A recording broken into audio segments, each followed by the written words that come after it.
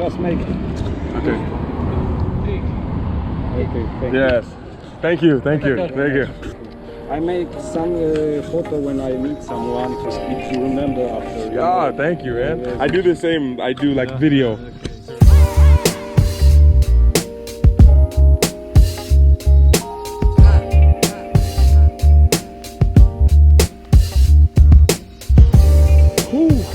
Cześć i dzień dobry from here in Krakow in the main square. Main square. You know, I found that the people that you meet, you know, I've been doing this little study recently. I'll do a talk on it, but I have to wait till a specific day to make the video for that, and you'll understand as soon as the video's out. But I found that the people that you meet in the mornings at 7 o'clock, 8 o'clock on a Friday, Saturday, Sunday mornings, they're always interesting people and an interesting story. Just saying, just a new thing that I've been trying lately. Meeting a lot of people. It's only 7:30 in the morning and I met so many people, interesting people. But on that note, heading to the Jewish quarters, get some work done, and we'll spend to later in the day.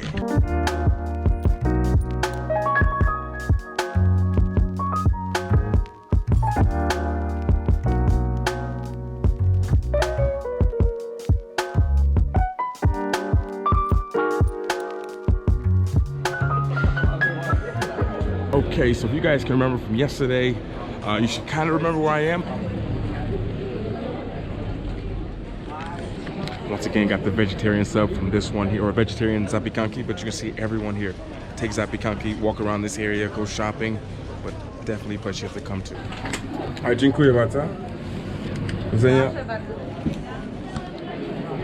Yeah, a little Polish, a little bit. I'm learning.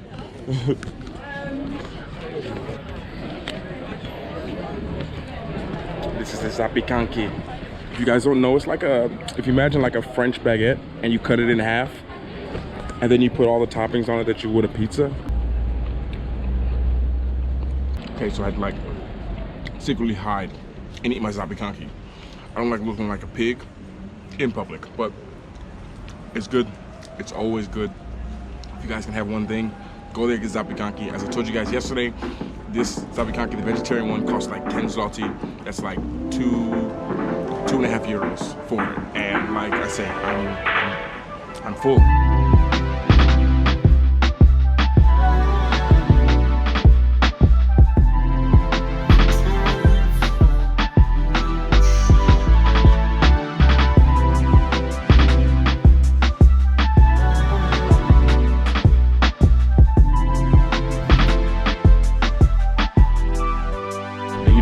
One thing that I really enjoy about being here in the Jewish district is it's so calm, and there's just so many places to chill.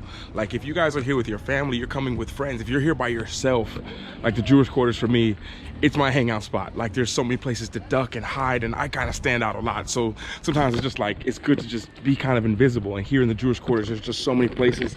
I mean, there's little coffee shops there and there.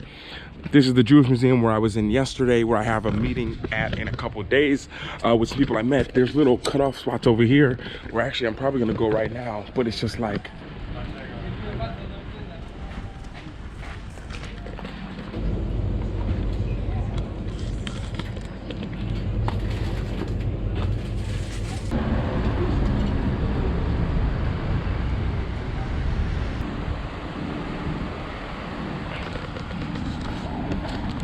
okay, so I guess right now, the big question for you guys, big question that I have for Krakow, is there anything on the other side of this river? Because sometimes you got everything on the city on one side. I remember being in Lithuania, it was like Old Town, everything on one side. And then I crossed the river, which was a long walk, and it was just like a modern city, everything is over there. So the question is, what is on the other side of Krakow? I hope there's something, because it is a long walk in this heat.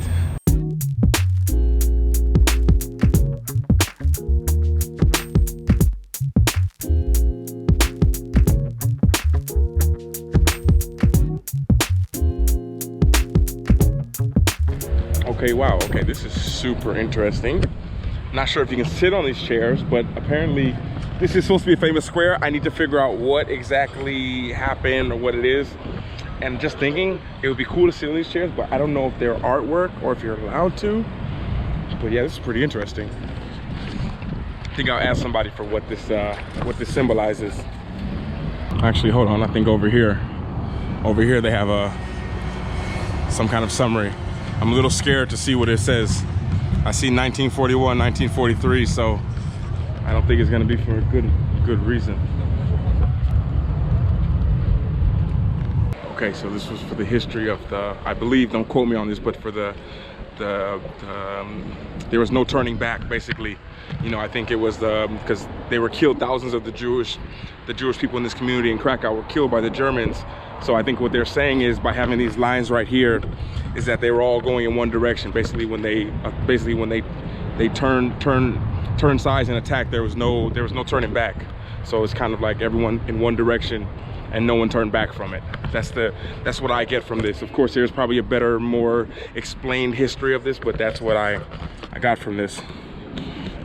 Kind of like everyone's centered on like one kind of belief, one direction. Hey, hello, man. How are you? I'm good, and you? Yeah, very fine. Wow, that's nice, man. Yeah. This is you. Yeah, it's me. I make different sculpture, you know. Everywhere in the world. Yeah. I've been in Iran, in many countries. No, he was only one Polish man who was here. Can I make photo with you? Sure, of course, man. Przepraszam, can you make photo? I just make it. Okay. Okay, thank you. Yes. Thank you. I make some photo when I meet someone to speak, to remember after. You know. Thank you, man. I do the same. I do like video to remember. It's important, you know. Yeah. It's very fantastic to make someone in Gosh. in free day, you know. Yeah. And they started to make district for the Jewish. Yeah, like the ghettos. Yeah, the ghetto, you know. And they chosen the place here, you know. Okay. It was before the war. It was very poor place, you know. Yeah. Because Jewish were rich, Yeah. you know. Yeah. And they was living in the another side of Krakow, you know, Kazimierz. Yeah. With a That's where I come from right now. Yes. yeah, big building, very nice, very beautiful. Here was very poor people. Yeah. You know, but they make wall. Yeah. They make around the wall. They close them here, and the one apartment they lived 3-4 families. Yeah. And only one Polish man. You know, they allowed him to. It was him. It was him. You know, the Polish man. Yeah. You know. They said German Nazi. You know, said Jewish can't keep the farmers. You know, it's better when the Polish man will keep it. So they allowed him to stay here. Okay. And to sell the medicines to the Jewish, you know. Yeah. But he helped a lot of Jewish. Like giving them something like secret. And when the German take the Jewish here to the camp concentration, to Auschwitz, you know, they took a few Jewish and they cashed them. They hide them there. Hide them there. Oh my gosh. You understand? Yeah. And when the Jewish wanted to write to his family, you know, they came there, you know, and said can you secretly put it? Oh my goodness. The message, you know, for the family in the world or in the planet, and the name in Facebook, you know. You guys have to check this out. This guy is incredible. And you can. Oh man. And you can write to me. Yeah. Wow. And wow, what an awesome guy. Guys, go check out his page. Send him some love. Tell him Luke sent you, you know. This is the person who he's making over there. This is him. You guys heard the history, you know. Here it is, and there's actually a whole museum for it. This is super interesting. One person, I guess that all that explains what all these chairs are for as well. So maybe I was wrong about the definition about what it was before. Maybe I'll check out this museum. Hey, excuse me, the tickets are where around? Good.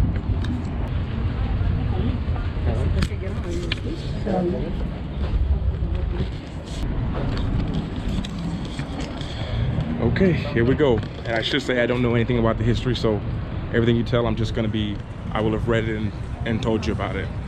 But all right, here we go. Check out.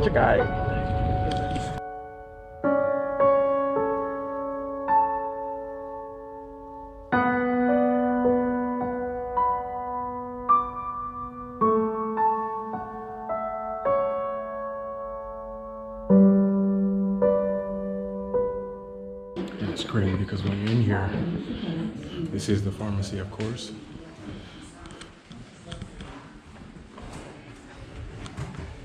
And here shows all the different products and all the kind of stuff they had here. But in these drawers, so this is like these ones. It shows like the actual life of the person who was here. And I think the kind of craziest part is you have some people that they died in 1944, 1945 when the Germans were here. And then you have there's one lady, she died in like 1995, so she would have still been able to carry on the history from someone who was actually here for it. And it's like, yeah, it's crazy.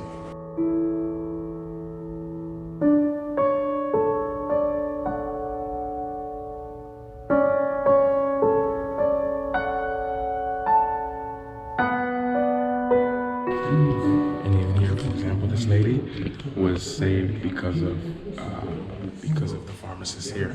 The guy was sculpting outside. He would hide the Jews in here, which is what made him like such an amazing hero. And even them here, they're saying, you know, if it wasn't for him, they would never have survived the war.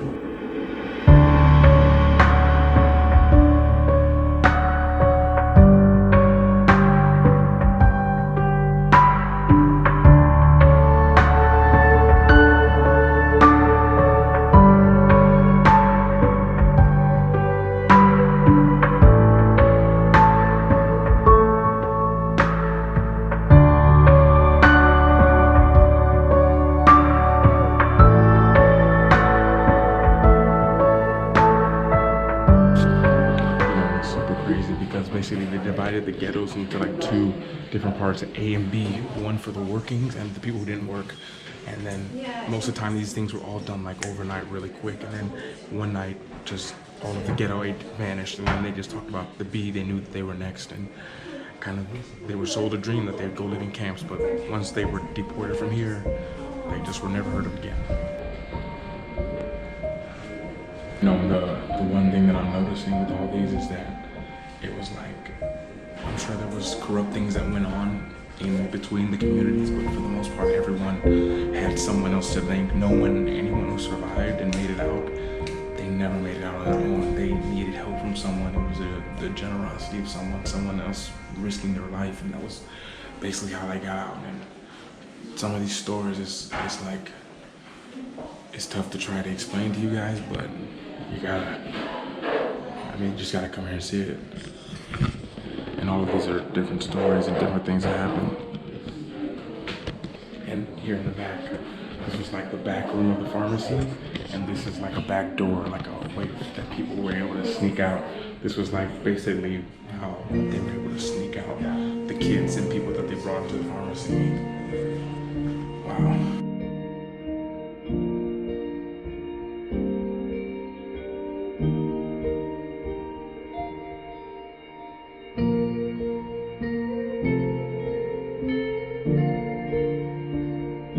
Listening to the accounts of some of the people, it's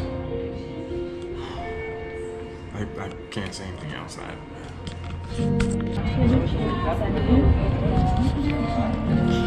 Yeah, very tough place to go to, but definitely worth it. Yeah, tough. Wow.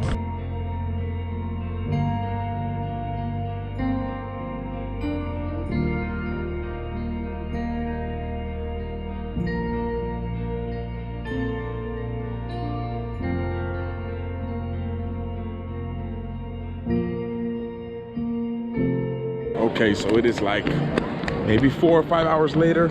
You know, it's always difficult trying to vlog that kind of stuff, vlog difficult things, you know, trying to share it with you guys, but be in the moment, but being sad and still trying to explain it and trying to stay focused in the story. And it's just really tough, you know. I just think that, you know, it just shows us to be appreciative for everything. You know, these people back in the day, they weren't complaining about the stuff we complain about. It makes you feel, just really makes you want to be more grateful for everything. And places like that, it's hard to go to. I think it's important so we never forget the history.